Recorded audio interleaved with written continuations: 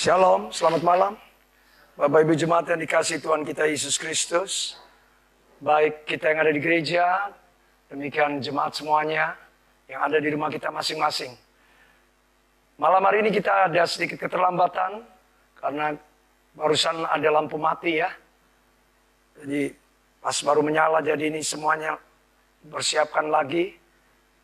Karena ada pemadam tadi sebentar. Baik, tidak mempengaruhi ibadah kita. Kita tetap memandang kepada Tuhan. Kita tetap mempersiapkan hati kita. Untuk kita terus menerima kebenaran. Supaya hidup kita senantiasa berjalan sesuai dengan kebenaran yang Allah mau. Inginkan supaya kehidupan kita menggenapi seluruh rancangan kehendak Allah yang sempurna, dahsyat untuk menyatakan kemuliaan Tuhan. Baik, jemaat yang dikasihi Tuhan Yesus Kristus. Bagaimana yang kita sudah terima sebagai kebenaran firman Tuhan di hari Minggu kemarin, kita berbicara tentang musim perubahan.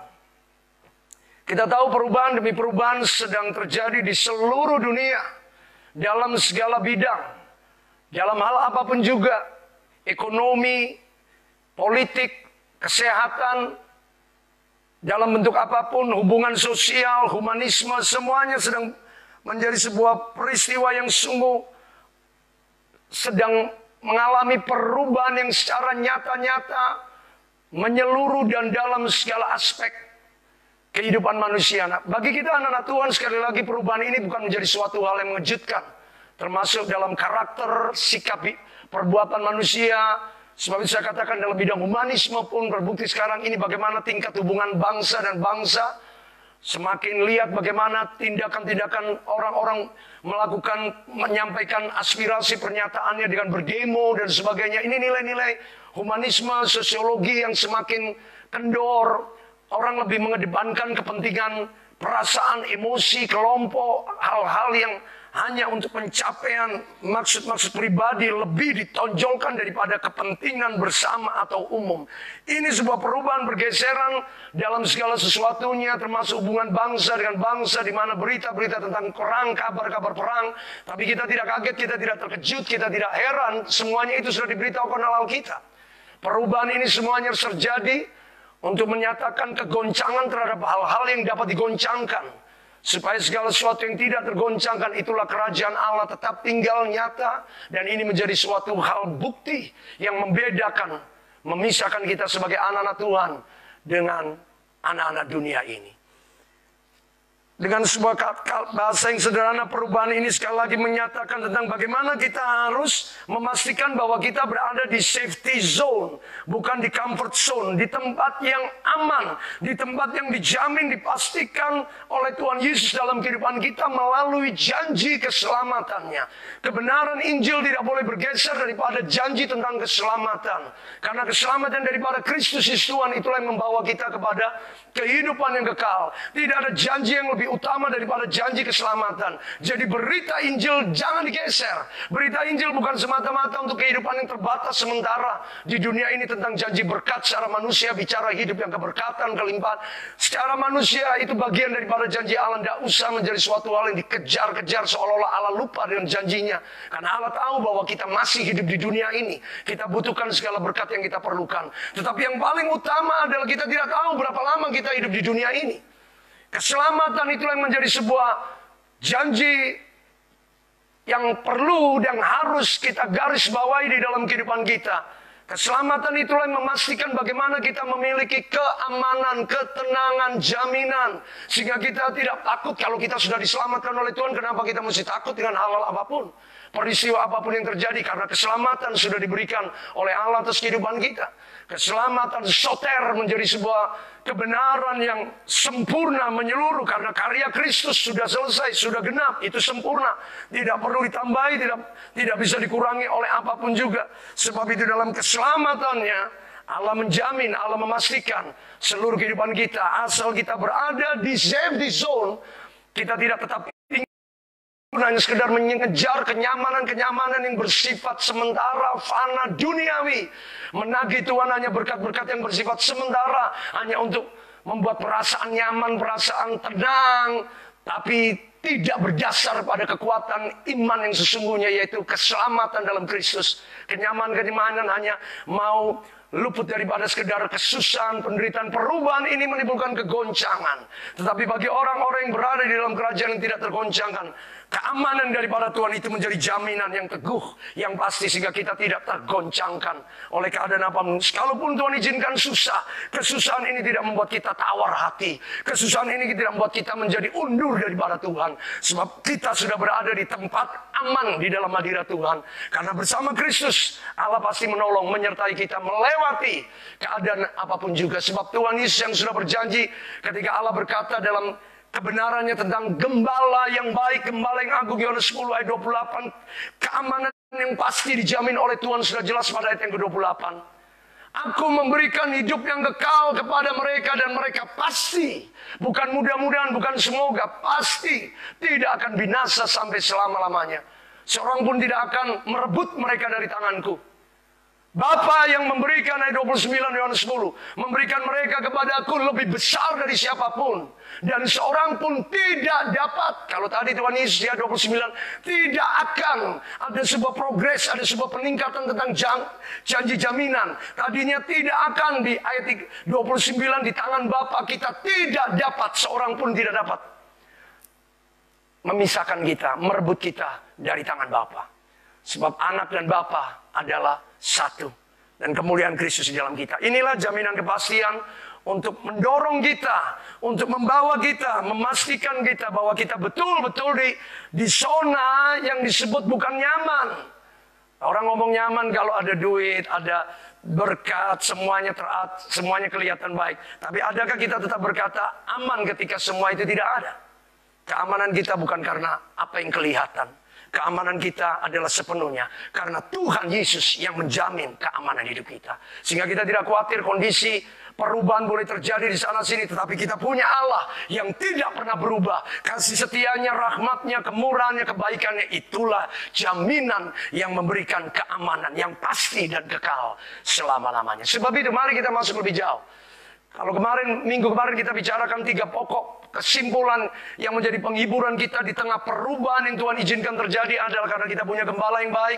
Yang kedua, Allah itu adil. Adil artinya Allah memperlakukan setiap orang sesuai dengan yang dia perbuat. Apa yang ditabur orang itu juga akan dituainya.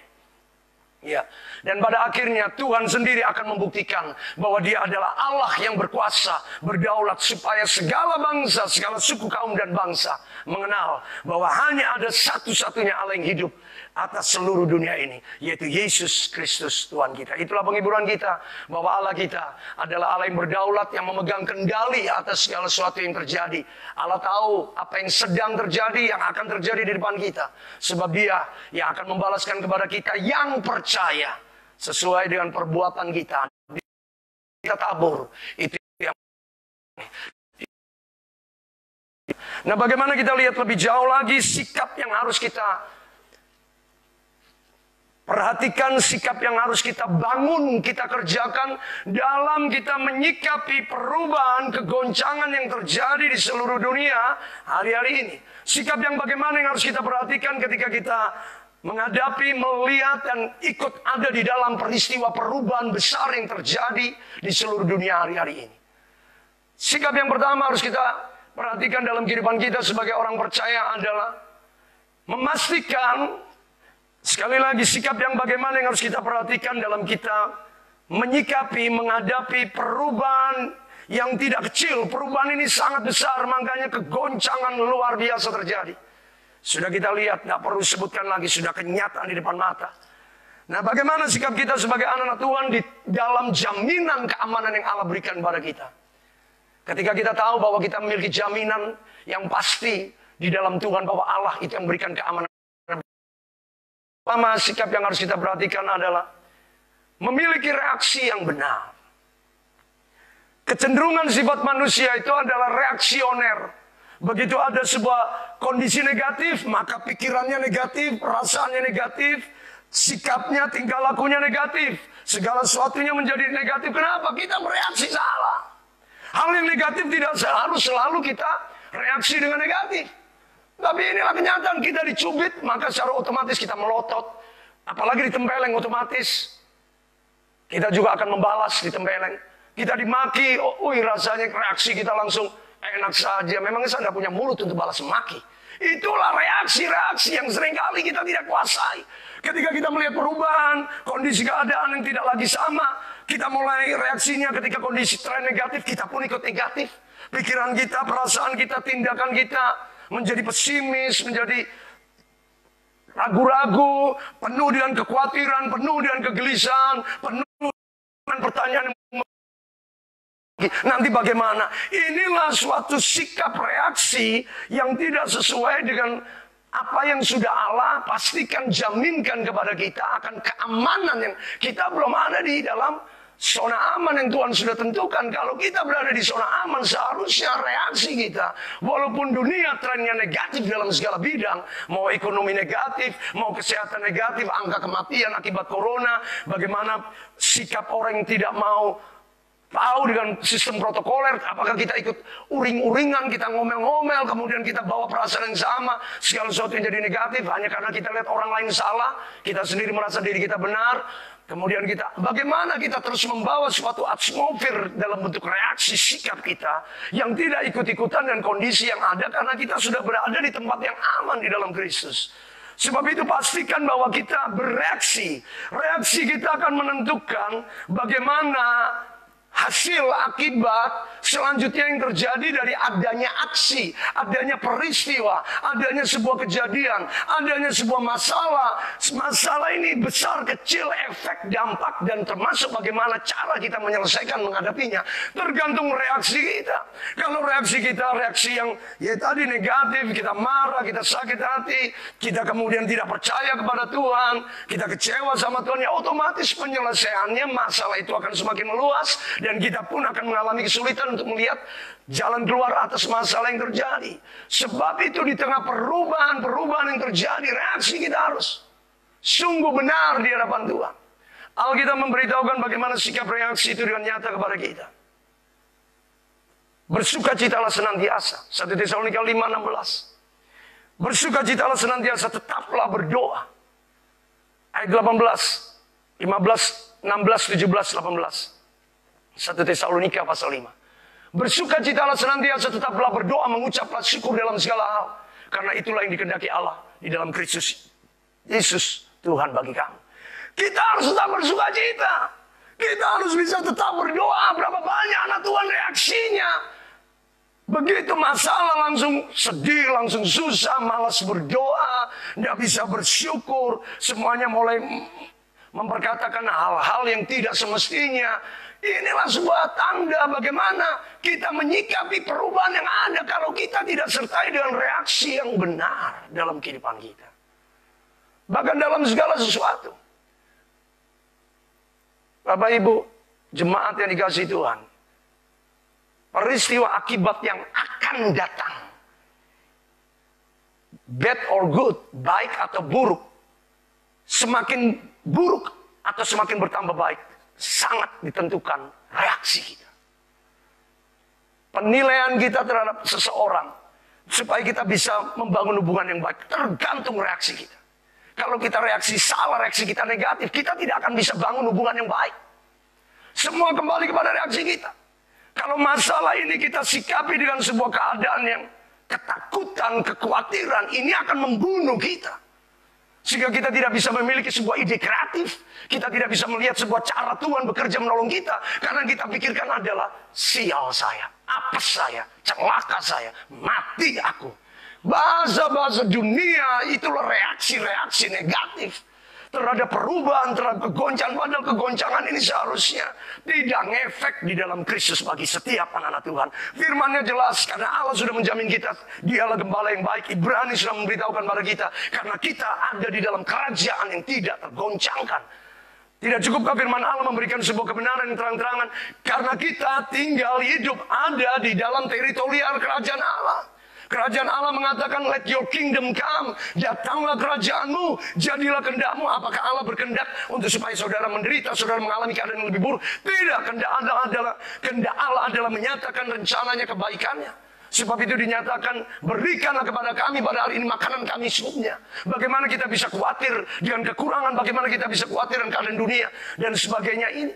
Kenapa? Ya tadi karena kita tahu, Allah yang menjaminkan segala sesuatu dalam kehidupan kita, itu yang seharusnya menolong kita, menguatkan kita, mengingatkan kita, mengajar kita bagaimana kita bereaksi.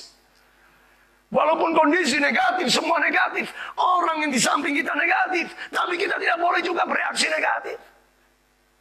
Bahkan sekalipun orang itu negatif sama kita, reaksi kita tetap positif. Orang jahat sama kita, kita tetap baik. Itu reaksi yang benar. Masalah boleh buruk, tetapi kita tetap berkata, kita tetap bertindak, kita tidak berpikir bahwa Allah akan sanggup, Allah pasti dapat dan sanggup mengubahkan yang buruk ini menjadi suatu kebaikan bagi kita. Semuanya adalah dipengaruhi oleh reaksi kita. Sebab itu Matius 5 ayat 44, Tuhan Yesus berbicara dengan jelas bagaimana memahami kehidupan yang baru dalam Kristus. Itu sungguh nyata. Matius pasal 5 ayat 44. Sebagaimana diawali dengan sebuah analogi, kamulah garam dunia. Ayat 13 sampai 16. Kamulah terang dunia. Demikianlah representasi kehidupan anak-anak Tuhan. Jadi kalau dunia gelap, kita ikut gelap. Dunia putus asa, kita ikut putus asa. Dunia susah, kita ikut susah. Terus di mana kebenaran firman Allah yang mengatakan kamulah terang dunia? Seharusnya ketika dunia ini negatif, dunia ini berkata susah, sulit.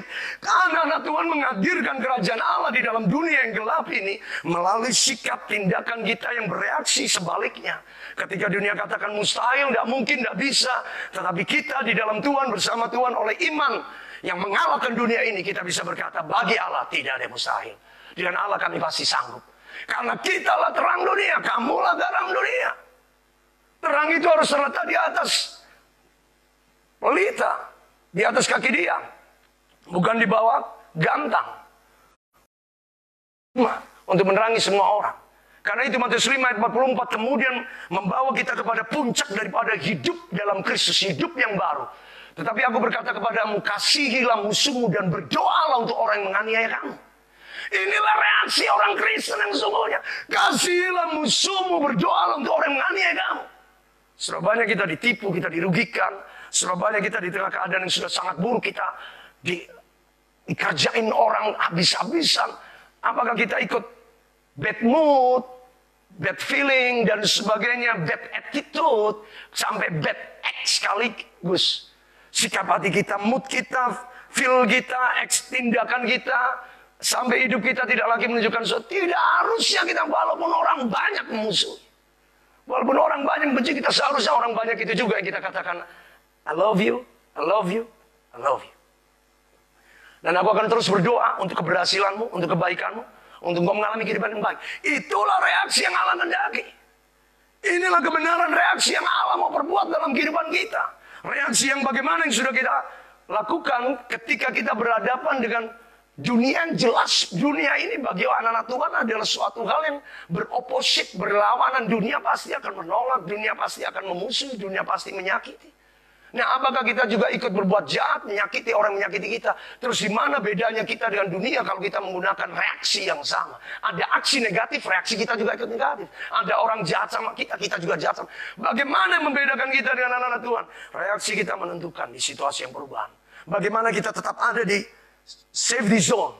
Allah sudah jamin, pastikan kau aman. Tapi kalau kau bereaksi salah, berarti kau membangun kenyamanan dalam dirimu berdasarkan situasi yang kondisi yang ada. Engkau tidak melatih dirimu untuk memberikan reaksi yang benar sebagai anak-anak Tuhan. Supaya Kristus terus dipermuliakan dalam hidup kita. Maka dikatakan ayat 45, Matius 5 ayat 45 dikatakan, karena dengan demikian kamu menjadi anak-anak Bapakku yang menerbitkan terang bagi orang-orang jahat dan orang-orang baik. Lihat itu, kita menerbitkan terang, bukan hanya orang-orang baik sama kita. Kalau kita mendatangkan baik sama orang yang baik itu wajar. Tapi kalau kita berbuat baik sama orang jahat sama kita, itulah yang super di dalam Tuhan. Itulah yang luar biasa, dan itulah yang luar biasa di dalam Tuhan. Maka engkau akan menurunkan hujan bagi orang benar, dan bukan hanya orang benar saja. Juga orang tidak benar. Inilah hidup orang anak-anak Tuhan. Seharusnya reaksi kita tidak dipengaruhi oleh aksi yang apapun. Orang boleh beraksi, bertindak, memperlakukan kita, menunjukkan sikap pada kita hal apapun. Kondisi kita sudah buruk, kemudian perlakuan orang juga buruk sama kita. Kemudian kita pun ikut-ikutan berbuat buruk. Maaf, inilah yang harus kita perhatikan. Reaksi kita bagaimana dengan kondisi yang ada. Adakah reaksi kita semakin ketika kita melihat semuanya sepertinya tidak seperti yang kita harapkan? Reaksi kita bagaimana? Apakah kita tetap sebagaimana yang harus kita perbuat sebagai anak-anak Tuhan? Sebab itu apa yang perlu kita lakukan untuk membantu kita memiliki reaksi yang benar? Reaksi itu dipengaruhi oleh pikiran. Kalau pikiran kita nggak ketemu Tuhan sering-sering, ketemunya dunia, pasti reaksi kita pendek, pikiran kita pendek. Makanya ada orang yang pikirannya pendek, melakukan jalan instan, mencari penyelesaian masalah dengan pikiran pendek, kompromi dengan dosa, kompromi dengan dunia. Itulah orang yang pikirannya tidak terus-menerus terkonek dengan surga. Pikirannya hanya terkonek dengan dunia, sehingga begitu ada kata butuh, dia langsung harus mencari jawaban bagaimana kebutuhan ini menurut kekuatan pikiran dia. Memang kelihatannya cepat jalan keluar selesai, tapi kemudian menimbulkan akibat-akibat sampingan, karena itu bukan dari Tuhan. Nah, bagaimana supaya kita memastikan pikiran kita terus-menerus terkonek dengan Tuhan, sehingga kita tidak menjadi reaksioner, itu dipengaruhi oleh pikiran-pikiran kita. Orang tidak mungkin bertindak di luar pikirannya sendiri. Pikirannya terlalu cepat memberikan sebuah perintah. Nah, bagaimana supaya pikiran kita tidak terkesan cepat memberikan sebuah perintah sehingga ada aksi, reaksi kita dari pikiran kita tidak secepat dengan aksi yang sama. Diperlukan sebuah respon. Untuk kita bereaksi terhadap sesuatu hal dengan baik, itu adalah penting kita pun harus berespon. Kalau reaksi itu berhubungan dengan pikiran, respon itu bicara berhubungan dengan hati. Kita harus memiliki respon yang semakin baik. Kita harus merespon bagaimana pikiran kita terkoneksi dengan Tuhan sehingga pikiran kita tidak sependek, sesingkat sesuatu hal untuk memutuskan reaksi bagaimana yang harus kita buat terhadap aksi apapun juga. Maka bagaimana kita bisa mengendalikan pikiran kita yang sedemikian rupa? Respon kita. Hati kita harus sungguh-sungguh kita pastikan melekat kepada Tuhan. Sebab itu kitab Amsal dengan ayat terkenal berkata, jagalah hatimu dengan segala kewaspadaan. Karena dari situlah terpancar kehidupan. Dari hati bukan hanya bicara perasaan-perasaan. Seringkali orang, perasaanku langsung seolah dia berkata, hatiku gembira. Bukan hanya sekedar perasaan, ini bicara kehidupan, sumber kehidupan. Oleh keadaan hatimu kau menentukan, dipengaruhi akan menentukan bagaimana kehidupanmu. Apakah kehidupanmu akan mengalami sebuah kekuatan, sebuah keajaiban, mujizat, sebuah pertolongan Tuhan akan nyata. Semua dipengaruhi oleh keadaan hatimu. Tapi kalau pikiran kita tidak dipengaruhi oleh hati kita yang benar berkenan kepada Allah, sudah pasti pikiran kita tidak akan bisa kita kendalikan. Karena kita tidak menang di medan hati kita. Bagaimana kita merespon yang seharusnya. Sampai memancar kehidupan yang memberi pengaruh dalam pikiran kita. Ketika ada pikiran yang jahat, pikiran yang buruk, pikiran yang tidak benar, tidak berkenan, maka hati kita mengendalikan dan mengatakan tidak, memberikan info kepada pikiran kita. Respon kita menentukan reaksi. Jadi reaksi kita itu harus didahului dan respon. Banyak anak Tuhan itu lebih suka bereaksi, memilih bereaksi daripada berespon. Nah, ini yang menimbulkan sebuah peluang, sebuah reaksi-reaksi yang negatif. Ketika Tuhan Yesus berbicara dengan Petrus di Danau Tiberias, di situ bagaimana kita lihat Tuhan berbicara dengan bahasa respon. Sebelum Allah meminta reaksi seorang Petrus, Allah Tuhan Yesus meminta respon daripada Petrus. Baru kemudian ada reaksi yang harus dikerjakan oleh Petrus berdasarkan responnya. Tuhan berkata demikian. Yohanes pasal 21 ayat 15 dikatakan, sesudah sarapan Tuhan Yesus berkata kepada Simon Petrus. Perhatikan kalimat ini. Secara teliti, secara pelan-pelan kita baca dialog antara Tuhan Yesus dengan Petrus. Tidak dikatakan Simon Petrus, tetapi Simon anak Yohanes. Padahal kalimat pendahulunya dalam Yohanes pasal 21 ayat 15 ini, sesudah sarapan Tuhan Yesus berkata kepada Simon Petrus. Kenapa Tuhan tidak tetap memakai kata Simon Petrus? Tapi Tuhan harus memakai dalam satu bahasa manusiawi, bahasa ya tadi, biologi. Petrus itu adalah nama yang diberikan oleh Tuhan Yesus. Tapi mengingat Simon, anak Yohanes berarti anak biologis. Engkau punya bapa. Bapamu namanya Yohanes. Kenapa Tuhan Yesus harus memakai bahasa manusia yang demikian rupa ini bicara tentang respon? Tentang hati, Allah bicara dari hati ke hati. Allah tidak langsung bicara Simon Petrus dengan sebuah guru kepada murid. Tidak, dari bapa dengan anak. Simon, anak Yohanes. 3 kali jemaat, perhatikan. Tuhan tidak pakai kata Simon Petrus. Tapi Tuhan pakai kata Simon anak Yohanes. Simon ayat 15, 16, 17. Simon anak Yohanes. Simon anak Yohanes. Apakah engkau mengasihi aku lebih daripada mereka semua? Tuhan Yesus seolah-olah sedang berbicara, nak, kepada Petrus, anakku. Sama seperti engkau menjadi anak bagi bapamu Yohanes. Hari ini aku tidak menjadi sebagai guru bagimu. Aku bukan hanya menjadi seorang yang, tapi saat ini aku mau berkata seperti seorang ayah bagi kamu. Simon, anak Yohanes. Apakah engkau mengasihi aku? Kristus tidak langsung menuntut reaksi apa. Tuhan mau bagaimana hatimu, Yohanes, Petrus terhadap aku. Apakah engkau mengasihi aku lebih daripada mereka semuanya? Benar Tuhan, engkau tahu bahwa aku mengasihi engkau. Baru kemudian Tuhan meminta tindakan selanjutnya. Apa itu tindakan reaksi selanjutnya? Gembalakanlah kawanan dombaku. Tapi sebelum engkau menggembalakan kawanan domba, pastikan dulu engkau memiliki hati yang benar. Hati yang mengasihi Bapa. Ini bukan hanya soal tindakan, perbuatan, pekerjaan, jabatan sebagai seorang gembala. Tapi engkau perlu memiliki hati yang benar. Tuhan, Allah tidak butuhkan reaksi kita yang luar biasa. Tuhan, aku akan begini begitu. Mulailah dengan respon yang benar. Hati kita dengan Tuhan. Itu terus memberikan respon dimulai di ayat yang ke-7 dalam Yohanes 21 itu.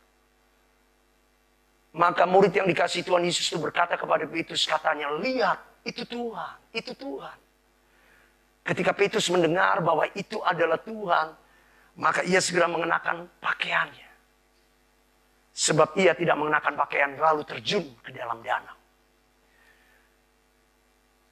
Inilah respon. Respon yang pertama adalah begitu dia tahu ini Tuhan adalah aku kenakan baju. Reaksi selanjutnya dia melangkah, dia terjun. Itu reaksi. Langsung menghampiri Tuhan Yesus. Respon yang pertama adalah ini analogi ya. Seolah-olah Tuhan beranalogi dengan pakaian di situ. Petrus memberikan respon, aku malu Tuhan. Itu Tuhan, aku malu. Aku sudah melepaskan pakaianku. Aku sudah meninggalkan panggilan Tuhanku. Tuhanku memanggil aku untuk menjadi penjala manusia. Tetapi aku kembali kepada pekerjaanku yang lama. Menjadi penjala ikan. Pekerjaan yang lama. Kehidupan duniawi. Allah mau respon kita yang benar dulu. Ketika Petrus memberikan respon yang benar terhadap Tuhan, maka Allah dapat berbicara lebih jauh lagi. Bukan hanya dia menyeberang, semuanya masih di dalam perahu, tapi hanya Petrus. Kita tahu Petrus adalah seorang yang sangat ekstrovert.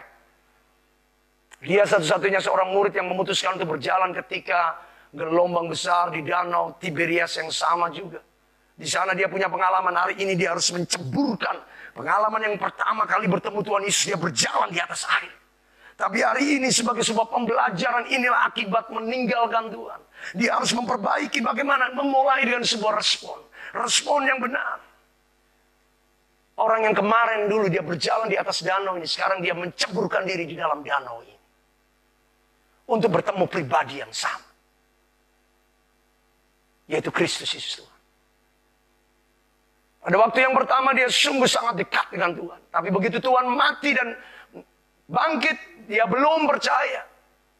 Sampai pada saat itu juga baru dia melihat Tuhan yang ada di depan matanya. Baru dia mengenakan pakaian. Ketika Petrus mendengar bahwa itu Tuhan baru, itu betulkah Tuhanku yang telah mati itu? He is living God, dia betul-betul Allah yang hidup. Makanya dia langsung pakai pakaiannya, dia malu diri, dia pakai pakaiannya menceburkan. Yang sudah basah, kenapa lagi perlu pakai baju? Sekalian toh di laut. Apalagi dia mau berenang. Itulah sebuah respon dari seorang Petrus. Sebab itu Tuhan Yesus dapat berbicara dengan hatinya luar biasa. Simon anak Yohanes. Simon anak Yohanes. Bapak Ibu, untuk memastikan bahwa kita memberikan respon yang benar, uji hati kita dengan 3 hal ini. Bagaimana kita memastikan bahwa kita memiliki respon, sikap hati yang benar, sehingga itu menolong kita bereaksi terhadap goncangan, perubahan, peristiwa apapun. Ada 3 hal sederhana yang menguji kita, apakah kita betul sudah memiliki respon yang benar di hadapan Tuhan terhadap setiap peristiwa, terhadap setiap keadaan, situasi, kondisi. Ingat, kita berada pada musim perubahan. Kalau kita tidak siap betul memberikan respon yang benar, kita akan kaget. Tapi kalau kita memberikan respon yang benar, seharusnya kita tidak perlu kaget. Respon yang menguji kita adalah pertama, bisakah kita bersyukur?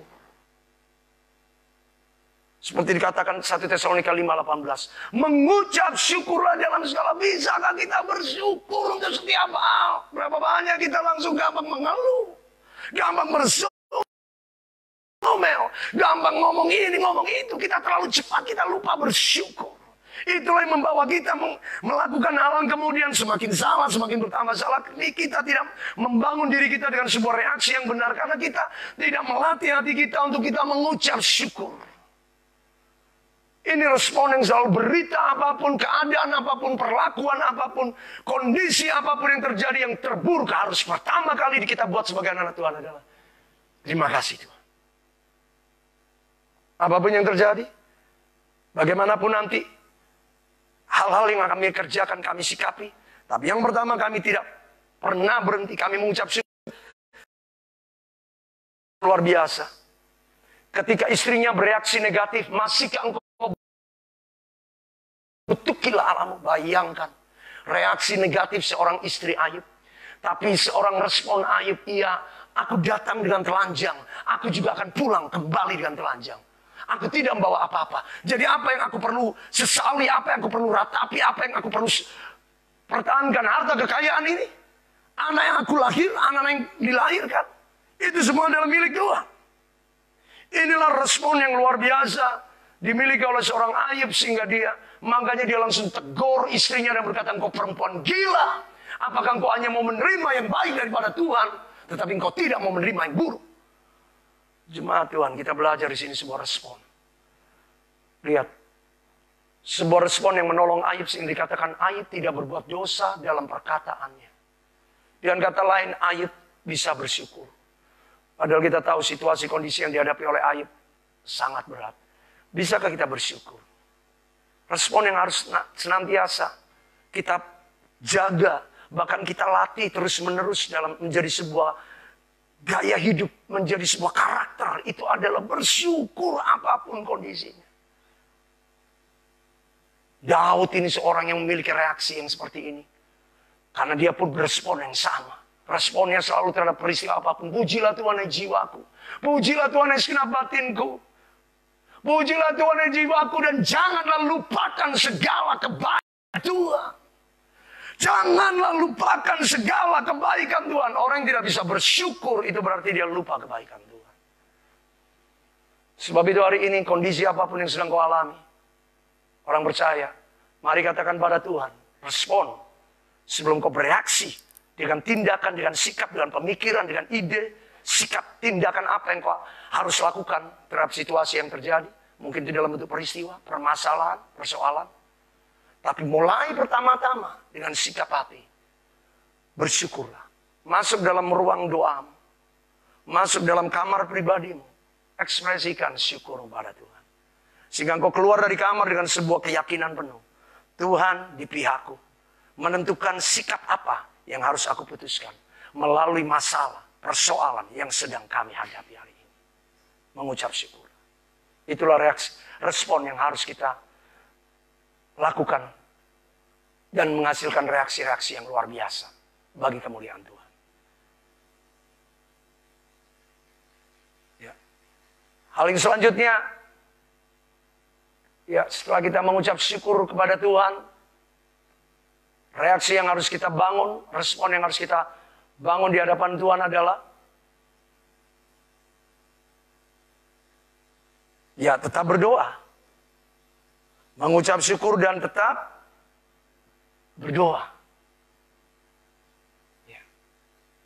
Mengucap syukur dan tetap berdoa. Artinya berdoa itu kita harus terus-menerus menyerahkan segala sesuatunya, keadaan kita, hidup kita kepada Tuhan. Tidak ada satupun yang kita pusatkan kepada diri kita sendiri. Tidak ada hal apapun yang kita bisa katakan, ini adalah saya Tuhan. Saya akan melakukan, tidak. Kita harus terus-menerus menyerahkan kehidupan kita, hati kita, hidup kita kepada Tuhan. Maka di sanalah kekuatan respon yang benar di hadapan Allah. Itu akan mempengaruhi seluruh reaksi tindakan kita yang kita buat bagi Tuhan. Mengucap syukur. Ya. Kita lihat Paulus dan Silas. Bagaimana Paulus dan Silas memberikan suatu reaksi yang benar, dipengaruhi oleh respon yang benar. Ketika mereka berdua di penjara di Filipi, bagaimana mereka ditangkap dengan sebuah peristiwa yang jelas tidak ada kebenaran sama sekali. Mereka dihakimi, diadili, sedemikian rupa. Tapi bagaimana reaksi daripada Rasul Paulus dan Silas? Kisah Rasul pasal 16, ayat 25-26 dan jelas mengatakan, setelah mereka dianiaya, mereka ditaruh di dalam penjara, bawah tanah yang paling tengah dan dibelenggu dan pasung yang sangat kuat. Kisah Rasul 16 ayat 24. Sesuai dengan perintah pembesar-pembesar di kota Filipi. Itulah yang dilakukan kepala penjara. Tetapi kira-kira tengah malam, ini yang dilakukan oleh Paulus dan Silas. Mereka berdoa dan memuji Tuhan Allah. Dan orang-orang hukuman mendengarkan mereka. Inilah sebuah reaksi yang benar yang datang dari sebuah respon yang benar, yaitu mengucap syukur dan berdoa. Tetap berdoa. Bukan kita tidak bisa berdoa, kehilangan waktu doa, sikap doa kita. Kita harus tetap mengambil waktu berdoa. Inilah respon yang sungguh nyata dilakukan oleh Paulus dan Silas. Mereka tidak memberikan respon, kemudian menghasilkan reaksi-reaksi yang berlawanan dengan apa yang menjadi kehendak Tuhan untuk Allah dipermuliakan atas peristiwa yang mereka alami. Bisa saja mereka mengeluh, bisa saja mereka mempertanyakan, Tuhan, kenapa ini semua harus saya alami? Kenapa ini semuanya harus terjadi pada kami? Bukankah kami datang ke kota Filipi, Lydia sudah menjadi jalan masuk yang kau berikan pada kami? Sampai kemudian perempuan tenung ini pun, tadinya kami pikir dia adalah seorang jiwa yang harus diselamatkan, tapi justru perempuan tenung ini telah menimbulkan banyak pengusaha-pengusaha di kota Filipi merasa dirugikan ketika dia diselamatkan. Dan akibatnya adalah aku mengalami penderitaan. Tapi sedikit pun tidak ada kata-kata alibi, kata alasan-alasan manusia yang bisa untuk membela diri Paulus untuk dia punya dalih berkata, Tuhan kali ini jangan larang aku untuk aku berkeluh kesah. Paulus tidak punya waktu. Paulus tidak punya kesempatan. Apa yang dikatakan Paulus? Paulus memuji-muji Tuhan dengan keadaan berdarah-darah, dengan maafannya bercawat. Dingin seluruh tubuh, darah mengalir atas seluruh tubuhnya. Dengan pikirannya bertanya, mengapa? Pasti secara manusia dia muncul, Tuhan, demikiankah harga yang harus aku bayar? Tapi dalam semuanya itu Paulus tidak mengeluh. Paulus memuji Tuhan. Dan akibatnya hasilnya luar biasa. Ini loh reaksi Tuhan. Kalau kita memberikan respon yang benar di hadapan Allah, reaksi Allah itu luar biasa. Akan tetapi tiba-tiba terjadilah gempa bumi yang dahsyat. Ayat 26. Maka seluruh penjara itu menjadi goyah. Sendi-sendi penjara itu menjadi goyah. Seketika itu juga pintu penjara terbuka dan belenggu semua tawanan itu terlepas. Tidak ada satu bentuk ikatan manusia dalam penjara yang tidak terbuka. Mulai dari belenggu, sel penjara, pintu penjara, dinding-dinding yang retak, bangunan penjara yang diretakkan. Tidak ada satu apapun yang tidak dilakukan oleh Tuhan. Kalau Allah melihat respon hati yang benar, reaksi Allah itu jauh lebih besar, jauh lebih dahsyat untuk menolong, untuk memulihkan, untuk membawa kita kepada kelegaan, kepada pemulihan, kepada kemenangan yang besar dalam kita menghadapi persoalan kita alami. Tapi reaksi kita yang dimulai oleh respon kita yang salah, kita bersungut-sungut, kita ngomel, kita tidak dapat bersyukur. Akibatnya kita tidak melihat bagaimana tangan Tuhan bekerja di dalam kehidupan kita. Sebab itu pastikan respon kita benar di hadapan Tuhan. Maka kita akan melihat, bukan hanya sekedar reaksi apa yang kita lakukan, Allah yang akan bereaksi. Allah yang bereaksi dan luar biasa atas kita. Contoh yang lain lagi, bagaimana seorang hamba-hamba Tuhan memberikan respon dan reaksi yang benar ketika mereka dalam kesulitan. Yang lain adalah Daud. 2 Samuel pasal 16 mulai dari ayat 5 sampai dengan 14. Ketika Daud harus keluar dari Yerusalem dengan keadaan malu. Ini malu bukan oleh karena perang. Sebuah rasa malu yang lebih besar daripada itu adalah ketika konflik keluarga. Bapak ibu, konflik keluarga itu hal yang memalukan. Ini dialami oleh Daud. Dia konflik dengan anaknya sendiri, Absalom. Kalau mengalami kesulitan dan musuh itu biasa, Daud bisa melakukan. Tapi kalau konflik dengan keluarga, Bapak ibu, ini bukan sesuatu yang mudah. Jujur aja, masalah yang paling sulit diperdamaikan itu justru adalah masalah keluarga. Kenapa ada suami istri cerai? Karena sulit mau diperdamaikan. Begitu hubungan keluarga ini, saya ngomong apa adanya, suami istri perceraian begitu tinggi angkanya. Kenapa? Masing-masing berusaha memberikan reaksi yang buruk sama seperti reaksi yang ditujukan. Aksi yang ditujukan pasangannya, laki-laki suami bertindak seperti ini, istri juga bertindak seperti ini. Emangnya cuma kamu yang bisa berbuat seperti ini? Reaksi-reaksi seperti ini yang menghasilkan korban dan konflik terberat yang dihadapi manusia. Yang paling bukan hanya terberat, memalukan, akhirnya membuat diri menyesal kemudian hari. Itu adalah konflik keluarga. Saya percaya orang yang bercerai, pada satu titik ada penyesalan. Biasa, penyesalan tidak mungkin terjadi di depan. Kalau penyesalan terjadi di depan, itu kata teman saya yang suka menulis anekdot. Itu bukan penyesalan. Yang dimulai di depan itu adalah pendaftaran. Ya. Bukan penyesalan. Itu anekdot.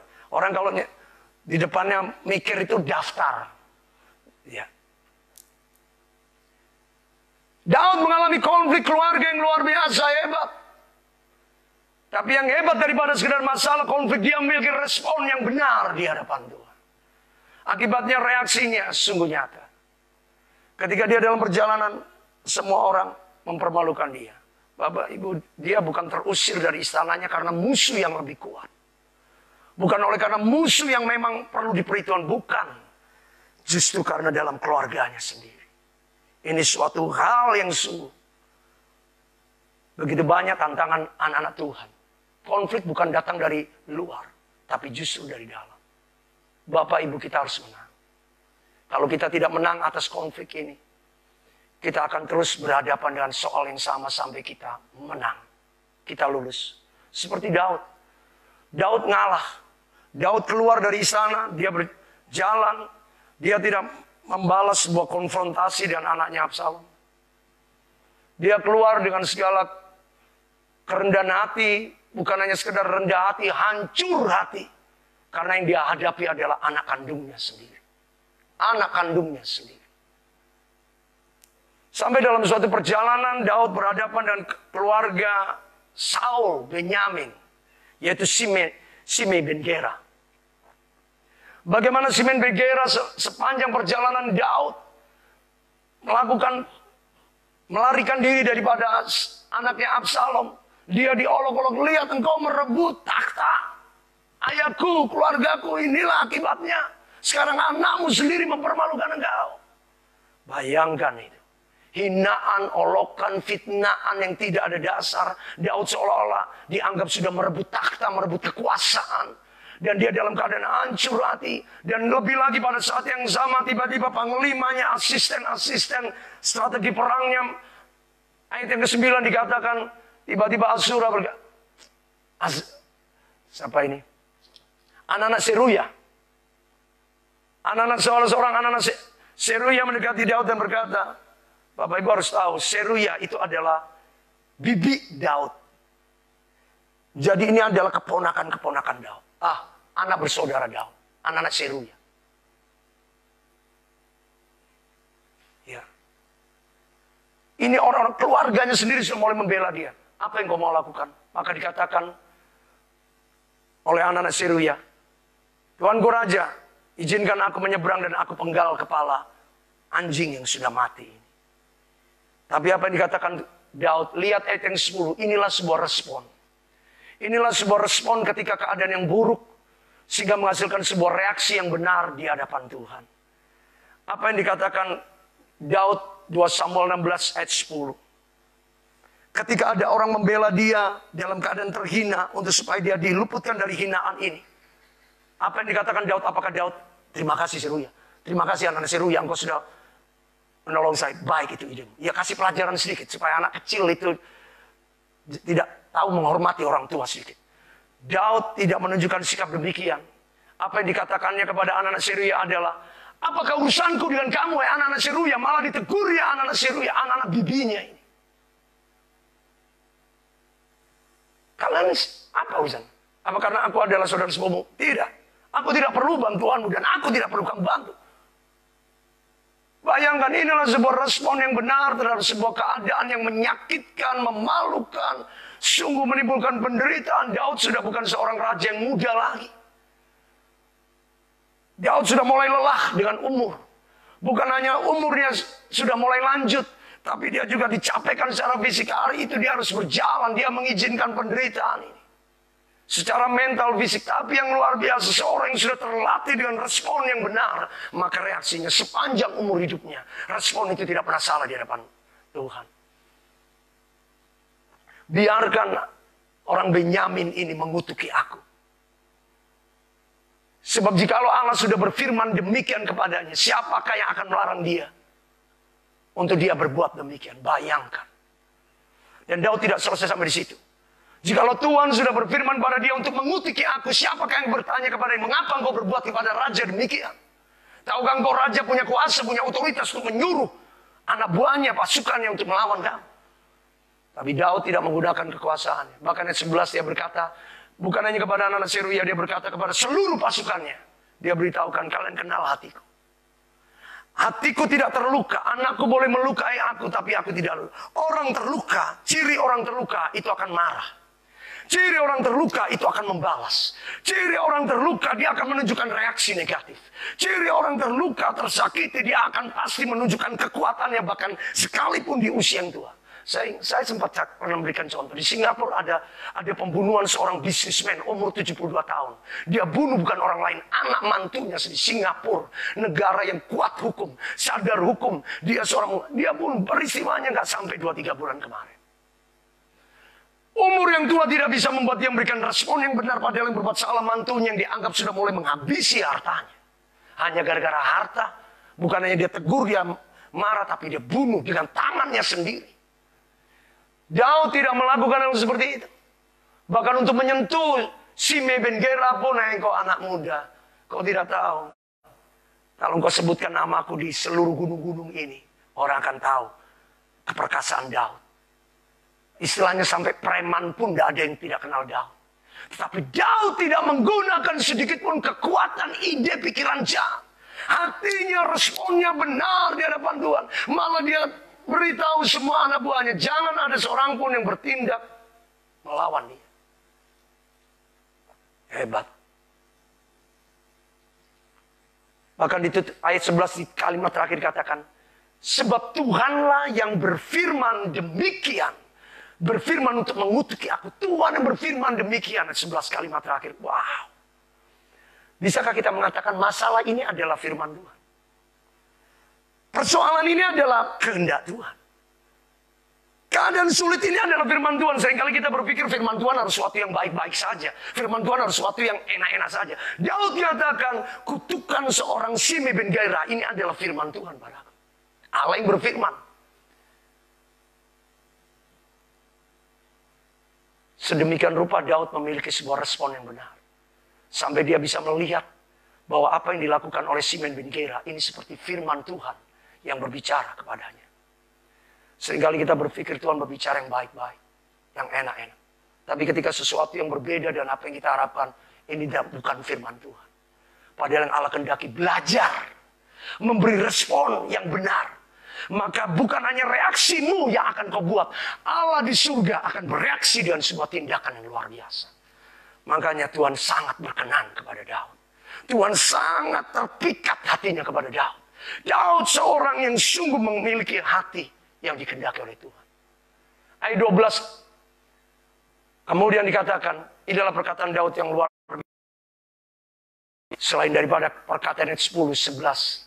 Puncaknya 12, 2 Samuel pasal 16. Mungkin Tuhan melihat kesukaranku, kesengsaraanku ini. Dan membalaskan yang baik padaku, ganti kutuk orang ini pada hari ini. Waktunya, saatnya, Daud sebutkan. Sahabat tahu hari ini, kutuk ini akan berubah menjadi berkat. Jemaat, ini sebuah kebenaran Allah yang seringkali kita tidak mengerti.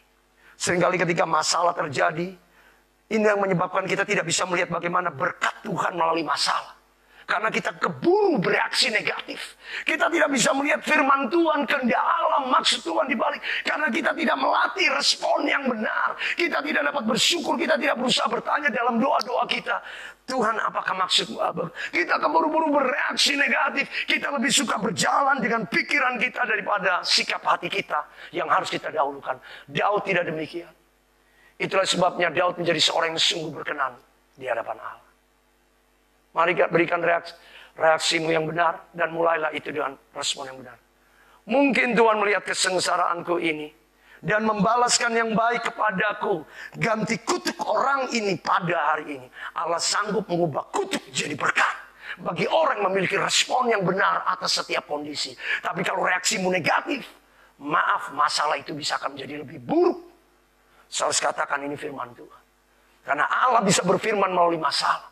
Melalui keadaan asal kita berespon, Tuhan jadilah padaku menurut kehendakmu. Dalam hal ini mulutku, hatiku tidak berhenti mengucap syukur. Karena engkau Allah yang pasti punya maksud dalam segala hal. Amin. Amin. Kita berada pada saat-saat yang tidak mudah Bapak Ibu. Goncangan yang satu belum selesai, kita mengalami goncangan yang lain. Goncangan yang lainnya ini pun sedang kita atasi. Muncul goncangan yang berikutnya. Kita ada di musim perubahan. Yang kita perlukan adalah melatih kita bereaksi yang benar. Ketika emosi, ketika pikiran kita rasanya mau melakukan menurut cara-cara dunia.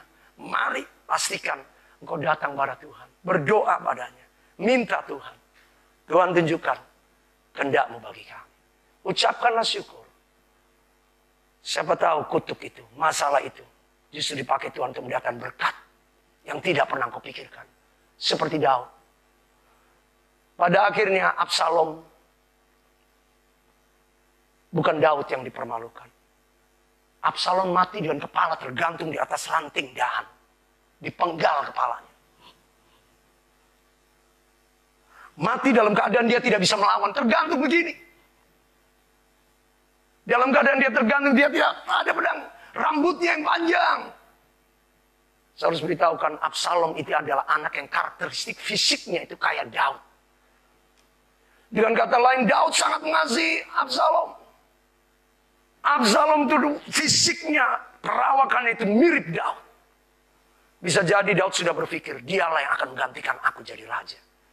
Sebab itu kemudian setelah kematian Absalom, kita ngikutin peristiwa 2 Samuel. Daud sangat berduka cita. Itu menunjukkan gambaran bagaimana hubungan kasih Daud kepada anaknya Absalom. Bagaimana Daud sangat menyayangi anaknya ini walaupun anaknya ini sudah menyakiti dia. Yoab yang memenggal kepala Absalom. Yoab juga yang menegur Daud dan berkata, kalau engkau tetap menangisi anakmu yang kurang ajar itu, jangan heran, jangan kaget, tanganku sendiri akan mendatangkan hukuman Tuhan. Yoab yang Tuhan izinkan untuk menghukum anak Daud yang kurang ajar itu. Yoab juga yang dipakai Tuhan harus mengingatkan Daud supaya kamu jangan self pity, mengasihani dirimu sendiri. Kasihan aku, kasihan anakku.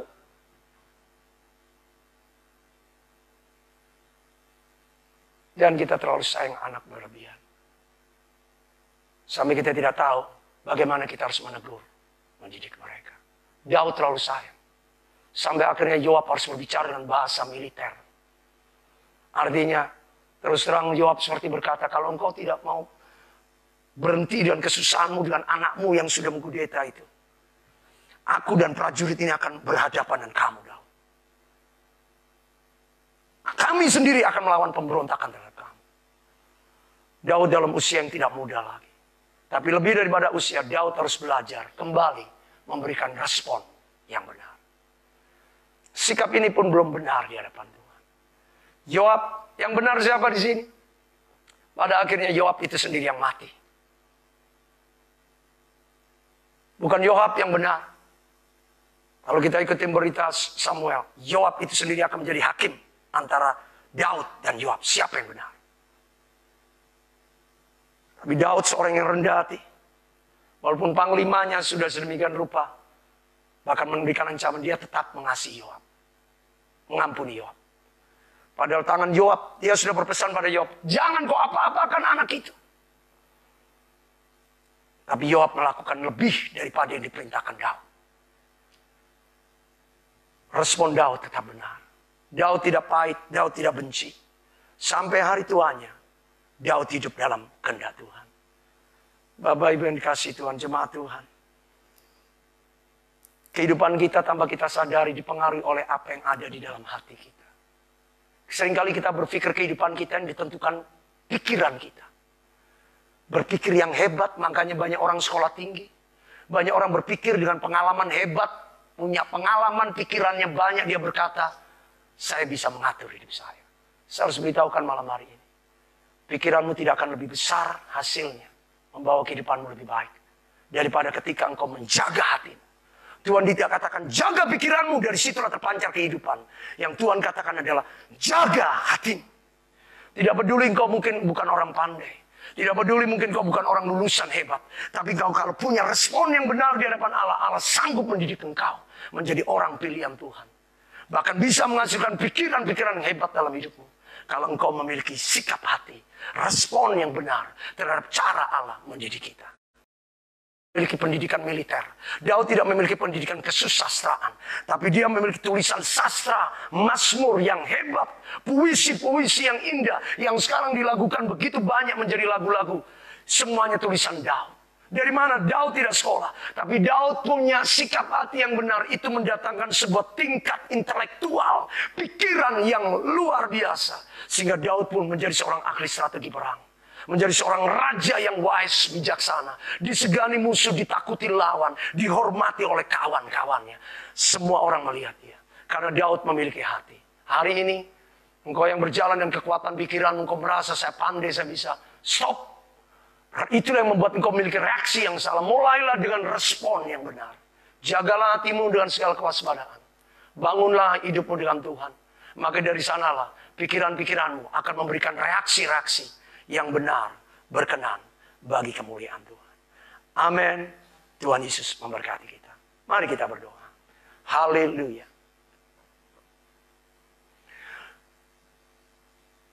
Bapa di surga, terima kasih buat malam hari ini. Tuhan, kami tahu goncangan ini tidak kecil, Tuhan. Goncangan ini terasa, Tuhan, sakit di daging, sakit di hati, pikiran, perasaan. Kalau nanti tiba-tiba terjadi sesuatu yang lebih buruk, Tuhan, kami tahu goncangan demi goncangan sedang terjadi sebagai sebuah bukti perubahan, musim perubahan ini sedang terjadi. Tuhan, kami tahu Allah, Engkau punya maksud bagi kami untuk kami semakin mempersiapkan diri. Perubahan di akhir zaman adalah sebuah tanda. Kegoncangan yang daripada Tuhan itu, kegoncangan di akhir zaman adalah suatu tanda daripada Tuhan bahwa sungguh tanda kedatangannya sudah tidak lama lagi. Tuhan sudah segera datang. Semuanya ini menjadi sebuah tanda awal langit, bumi, seluruh keadaan manusia mengalami kegoncangan-kegoncangan, perubahan-perubahan yang sangat luar biasa. Supaya manusia memastikan tidak hanya mengejar hal yang nyaman, comfort zone, hal-hal yang hanya sekedar memuaskan keinginan daging pikiran manusia, mengejar hawa nafsu yang hanya menyenangkan hal-hal duniawi. Tapi ini waktunya setiap orang, lebih-lebih orang percaya harus memastikan bahwa kami mengerjakan keselamatan. Safety zone, area yang aman yang Tuhan berikan sebagai jaminan bahwa kami pasti diselamatkan dan beroleh hidup yang kekal yang tidak mungkin dipisahkan kami daripada Allah. Seorang pun tidak dapat merebut kami daripada Tuhan. Allah menjadi kubu keselamatan perlindungan kami dalam segala sesuatunya. Inilah yang harus terus-menerus kami pastikan. Menjadi sebuah keamanan yang menjamin, menuntun, menolong. Membuat kami semakin dekat dengan Tuhan. Mencari Tuhan Yesus. Berseru-seru. Berdoa, bersyukur untuk setiap hal. Supaya hati kami selalu memiliki sikap yang benar. Walaupun sekalipun keadaannya sangat tidak baik. Sangat buruk, sangat tidak menyenangkan. Tuhan kami mau belajar. Alkitab memberikan bukti contoh. Bahkan anak Allah sendiri terus akan menjadi contoh bagi kami ketika dia harus menyerahkan nyawanya dalam penderitaan yang dia pikul. Dia yang seharusnya tidak mati, tetapi karena dosa-dosa kami manusia dan karena kehendaknya sendiri untuk menaati kehendak Allah Bapanya, dia menyerahkan nyawanya bagi kami untuk menebus dosa kami. Dalam semuanya itu dia tidak menyatakannya dalam sebuah keluh kesah, dalam sungutan, tapi semuanya dia serahkan kepada kehendak Bapanya. Demikian yang kami lihat melalui Paulus dan Silas. Semuanya ini menjadi kehendak Tuhan walaupun kami memberitakan Injil harus dianiaya. Jadilah menurut kehendak Bapa. Semuanya juga dialami Daud dan semua tokoh-tokoh dalam Alkitab. Sebagai sebuah contoh, teladan, bukti nyata bagi kami yang hidup di akhir zaman. Bahwa keadaan apapun tidak menjadi alasan bagi kami untuk kami berhenti bersyukur. Untuk membiarkan roh sungutan, keluh kesah menguasai diri kami. Karena kami percaya di dalam Kristus Yesus Tuhan, Allah yang sudah memastikan, menjamin hidup kami, bahwa tidak ada hal, kondisi, keadaan apapun yang dapat membuat kami goyah, membuat kami lemah, membuat kami jatuh atau putus asa. Tidak ada ya Tuhan. Bahkan nyawa kami, hidup kami sepenuhnya ada di tangan Tuhan. Tidak ada hal apapun yang dapat merebutnya daripada kekuasaan Allah kami yang memeliharakan segala sesuatunya. Sebab itu apakah yang kami pikirkan? Makan, minum, pakaian, masalah sehari-hari, kehidupan hari demi hari, tantangan, pekerjaan, usaha, semuanya kami percaya Tuhan. Dalam segala sesuatunya Allah turut bekerja. Allah sudah menyatakan kebaikannya. Allah pasti menolong. Allah pasti tidak pernah tinggal diam. Allah pasti membuktikan kasihnya dan kuasanya. Sebab dia sudah membawa, menempatkan kami di tempat yang aman. Itulah dalam hadiratnya. Bersekutu dan terus menerus mengalami, mengenal bagaimana kasih bekerja dalam kehidupan kami. Terima kasih Bapak. Ini sembah syukur kami. Ini pujian kami. Ini doa kami. Kami bawa ke hadirat Tuhan. Tuhan lawat setiap keadaan jemaat. Engkau mengenali kami masing-masing. Situasi, kondisi yang sedang terjadi.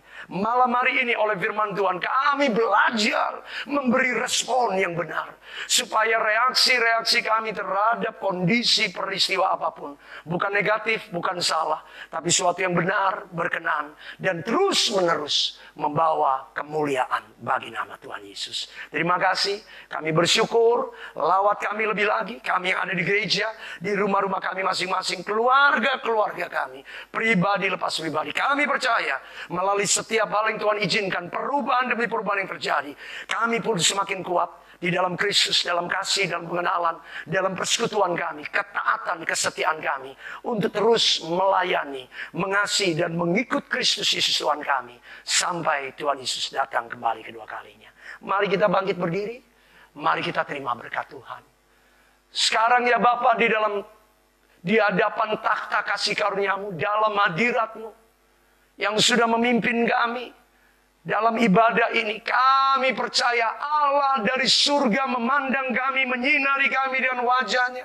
Kasih karunia kemuliaan Allah Bapa, Allah Anak, Allah Roh Kudus di dalam nama Tuhan Yesus sudah dicurahkan dalam kehidupan kami, sehingga kami percaya hidup kami, keluarga kami, suami, istri, anak-anak kami, masa depan kami, pekerjaan kami, cita-cita, kerinduan, harapan kami, semuanya ada dalam ketetapan Tuhan, ada dalam kehendak Allah yang sempurna, ajaib, dan tidak dapat dibatasi, bahkan digagalkan oleh apapun juga. Kemuliaan Allah yang melingkupi menyertai kami semuanya, membawa kami terus naik, tidak turun.